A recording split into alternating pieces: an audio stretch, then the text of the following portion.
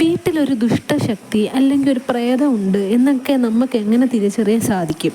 അങ്ങനെയൊക്കെ തിരിച്ചറിഞ്ഞു കഴിഞ്ഞാൽ നമ്മളുടെ ജീവിതത്തിൽ വരാനിരിക്കുന്ന കുറേ നെഗറ്റീവായിട്ടുള്ള കാര്യങ്ങളൊക്കെ നമുക്ക് ഒഴിവാക്കാൻ സാധിക്കും. എങ്ങനെ നമുക്ക് തിരിച്ചറിയാം എന്നുള്ളത് നോക്കാം.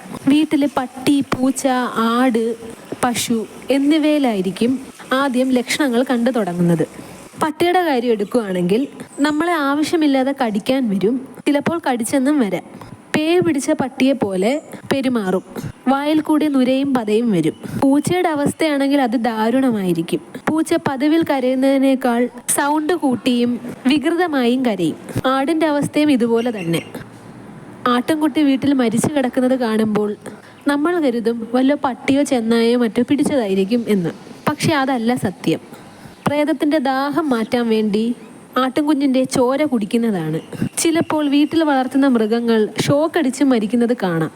ഇതുപോലുള്ള നെഗറ്റീവായിട്ടുള്ള കാര്യങ്ങൾ വീട്ടിൽ സംഭവിക്കുകയാണെങ്കിൽ ഒരിക്കലും ഇതിനെ നിസ്സാരമായി കാണരുത്. പെട്ടെന്ന് ചെയ്യാനുള്ളത്, അടുത്തെന്തെങ്കിലും ഭദ്രകാളി ക്ഷേത്രം ഉണ്ടെങ്കിൽ അവിടുത്തെ തിരുമേനിയോട് പറഞ്ഞു പൂജിച്ച പൂക്കളോ പ്രസാദമോ മറ്റോ വാങ്ങിച്ചു കൊണ്ടുവന്ന് വീടിന് ചുറ്റും കുഴിച്ചിടുന്നതാണ് ഏറ്റവും നല്ലത്.